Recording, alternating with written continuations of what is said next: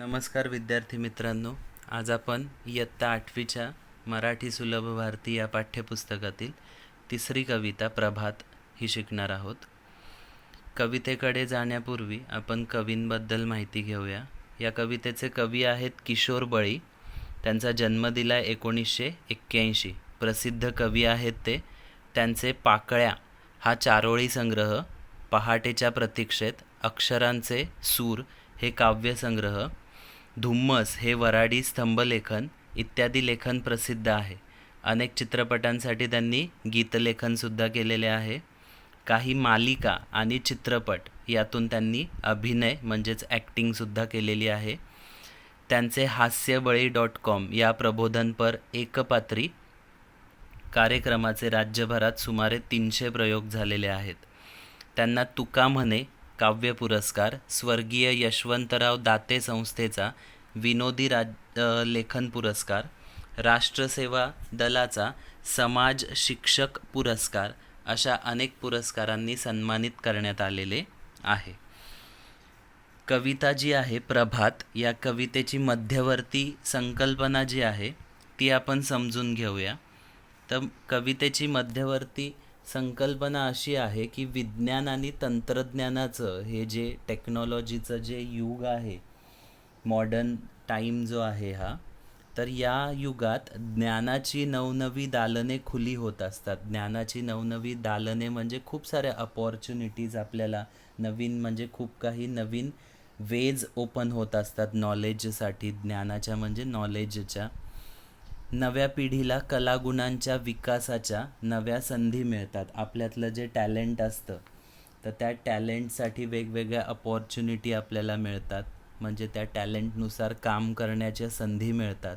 अशा आश्वासक वातावरणात भेदभाव विसरून देशाला प्रगतीपथावरती नेण्याच्या नव्या वाटा शोधण्याचे आव्हान कवी या कवितेतून करत आहेत. प्रस्तुत कविता ही किशोर फेब्रुवारी 2017 हे जे मासिक आहे, म्हणजे जे महिन्यातून एकदा प्रकाशित होतं, मॅगझिन आपण म्हणतो, जे पेपरमध्ये किंवा असं येतं आपल्याला, तर ते जे मासिक आहे त्या फेब्रुवारी 2017च्या मासिकात ही कविता यांनी किशोर बळी यांनी दिली होती. त्यातून ही कविता घेतलेली आहे. चला तर मग आपण कवितेकडे वळूया. बघा, हे ज्ञानाचे तेज पसरले नव्या युगाच्या नभात, कलागुणांच्या क्षितिजावरती ही प्रतिभेची प्रभात. आता ह्या 2 ओळींमध्ये कवींनी काय सांगितलं आहे आपल्याला? हे युग कशाचं आहे? विज्ञानाचं आणि तंत्रज्ञानाचं युग आहे. या नव्या युगात कशाचा प्रकाश संपूर्ण आकाशात पसरलेला आहे? तर ज्ञानाचा प्रकाश जो आहे तो कुठे? क्षितिजावरती म्हणजे आकाशामध्ये. कलागुणांचा म्हणजेच हे वेगळं वेगळं जे ज्ञान आहे, तो ज्ञानाचा जो प्रकाश आहे क्षितिजावरती म्हणजेच आकाशामध्ये पसरलेला आहे. अशा या युगाच्या क्षितिजावरती म्हणजेच कलागुणांची जी एक उच्च प्रकारची ज्ञानाची रम्य अशी प्रभात म्हणजे पहाट झालेली आहे. पुढे बघा, भव्य पटांगण, बाग मनोहर, फुलापाखरांचे जग सुंदर, आपुलकीचा सुवास पसरे मनामनातून इथे निरंतर, गुरुजनांची अमूल्य शिकवण या स्पर्धेच्या युगात, कलागुणांच्या क्षितिजावरती ही प्रतिभेची प्रभात. बघा, या पुढच्या ओळींमध्ये कवी काय म्हणतात? तर फुलापाखरांनी हे जे सुंदर असं जग आहे, हे भव्य असं जे जग आहे, ते भव्य असं जे पटांगण म्हणजे आपली जी पृथ्वी आहे, आपला जो परिसर आहे, तो काय झालेला आहे? भव्य असं जे पटांगण आहे ते फुलापाखरांनी असं सुंदर दिसत आहे. जिथे बाग अशी मनोहर म्हणजे मन मोहून घेणारी, मनाला भुरळ घालणारी, मन वेधून घेणारी, आकर्षक, ॲट्रॅक्टिव्ह असं आपण त्याला म्हणू शकतो. असं जे जग आहे, अशी ही सुंदर बाग आहे. येथील प्रत्येकाच्या मनात काय आहे? आपुलकीचा सुवास आहे. येथील गुरुजनांनी दिलेली शिकवण कशी आहे? अमूल्य आहे. त्या शिकवणीची आपल्याला काय करता येत नाही? किंमत. गुरुजनांनी दिलेली जी शिकवण आहे अमूल्य म्हणजे त्याची आपण किंमत करू शकत नाही.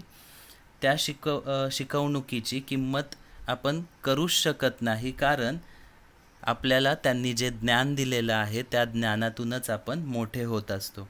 अशा प्रकारे या नव्या कलागुणांनी भरलेल्या युगाच्या क्षितिजावरती एक सुंदर अशी अलौकिक बुद्धिमत्ता घेऊन काय आलेली आहे? एक पहाट आलेली आहे. म्हणजे कलागुणांनी म्हणजेच नवीन नवीन वेगळ्या वेगळ्या गुणांनी परिपूर्ण अशी एक पहाट आलेली आहे. पुढे बघा, पायाभरणी अस्तित्वाची, प्रयोगशाळा व्यक्तित्वाची, तन सुदृढ मन विशाल होई, इथे रुजवणूक त्या तत्वांची, विचारधारा तीच वाहते नसानसात, रगारगात, कलागुणांच्या क्षितिजावरती ही प्रतिभेची प्रभात. ह्या पुढच्या 4 ओळींमध्ये काय दिलं आहे? तर या नव्या युगामध्ये गुरुजनांनी जी अमूल्य शिकवण आपल्याला दिलेली आहे त्याच्यामुळे काय झालेली आहे? पायाभरणी झालेली आहे. कशाची? आमच्या अस्तित्वाची पायाभरणी झालेली आहे. येथे आमचे व्यक्तित्व घडण्याची प्रयोगशाळाच जणू चालू आहे. काय सांगतायत कवी? की प्रयोगशाळा व्यक्तित्वाची. कशाची प्रयोगशाळा? की आमचं व्यक्तिमत्व, आमची पर्सनॅलिटी जी आहे ती डेव्हलप होते. कुठे होते? तर ती इथेच होते जिथे आम्हाला गुरूंनी शिक्षण दिलेलं आहे. येथे आमचे व्यक्तित्व घडवलं जात आहे. अशा वातावरणात आमचे शरीर काय होते? सुदृढ. तन म्हणजे शरीर. काय होते? सुदृढ होत आहे. मन काय होत आहे? विशाल होत आहे. आमच्या मनाच्या कक्षा वृंदावता आहेत, म्हणजे आमचं मन मोठं होत आहे. अशा वातावरणात आमच्यामध्ये आदर्शांची, मूल्यांची काय होत आहे? रुजवणूक होत आहे. याच आदर्शांची, मूल्यांची, नवीन तत्वांची विचारधारा आमच्या नसानसांमध्ये आणि आमच्या पूर्ण रगरगमध्ये, आपण जे म्हणतो रगांमध्ये आपल्या वाहत आहे. अशा प्रकारे या नव्या युगाला कलागुणांच्या क्षितिजावरती अलौकिक अशी, म्हणजे वेगळी अशी जी आहे ती बुद्धिमत्तेची, प्रतिभेची पहाट उगवलेली आहे, प्रभात झालेली आहे. पुढे बघा, नवीन स्वप्ने, नवीन आशा, ही प्रगतीची नवपरिभाषा, परिश्रमाने, अभ्यासाने उन्नत बनवू आपुल्या देशा, मिटवून सारे भेद चलारे मानवतेच्या युगात, कलागुणांच्या क्षितिजावरती ही प्रतिभेची प्रभात. या शेवटच्या कडव्यामध्ये कवी म्हणतात की या नव्या युगामध्ये, या नव्या युगाच्या विज्ञानाच्या, तंत्रज्ञानाच्या या युगामध्ये काय करूया? नवीन स्वप्न, नवीन आशा, म्हणजेच आपल्या प्रगतीची नवी परिभाषा आपल्याला करायची आहे. आपली प्रगती जी आहे ती एका वेगळ्या उंचीवरती आपल्याला न्यायची आहे आणि ती उंची गाठण्यासाठी काय करायचं आहे? परिश्रमाने. ती उंची आम्ही कशी गाठणार आहोत? परिश्रमाने, अभ्यासाने ती उंची गाठणार आहोत. आणि काय करणार आहोत? आपल्या देशाला उन्नत बनवणार आहोत. म्हणजे आपल्या देशाला प्रगतीच्या मार्गावरती, प्रगतीच्या पथावरती न्यायचं आहे. त्यासाठी काय करणार आहोत? तर आपल्यातील जे सर्व प्रकारचे भेद आहेत ते भेदाभेद मिटवून नव्या विचारांच्या, नव्या मानवतेच्या युगात काय करूया?